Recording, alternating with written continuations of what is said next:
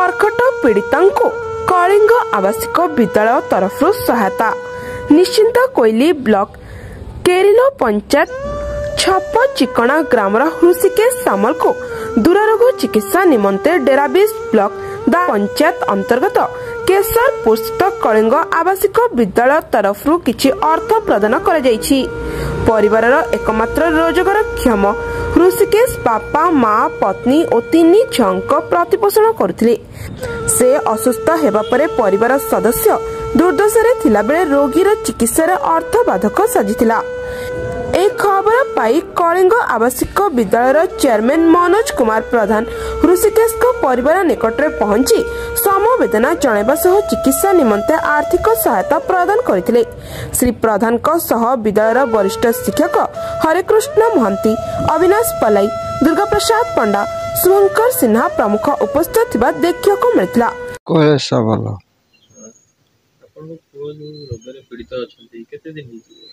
छह मास पर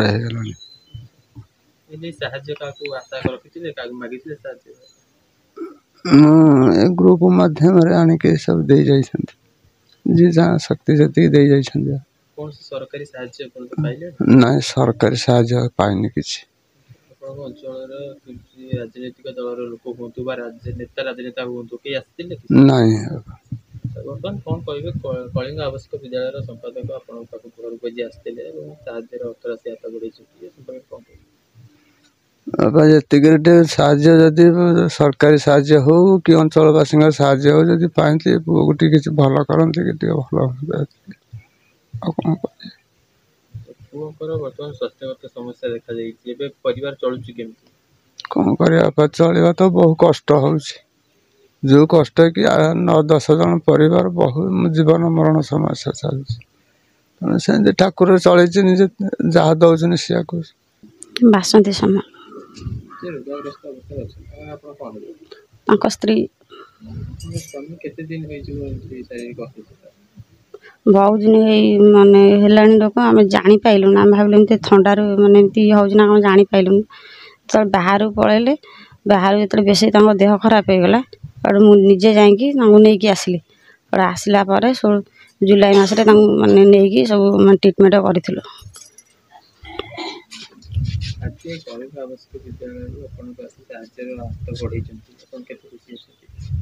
ना ये सार को धन्यवाद जो सार आसिक आम दुआर मुहर छिड़ा होती किसी साहाय्य कर ठाकुर डाकुच मैंने से सार आसिक आमको ये कर सार को बहुत बहुत धन्यवाद।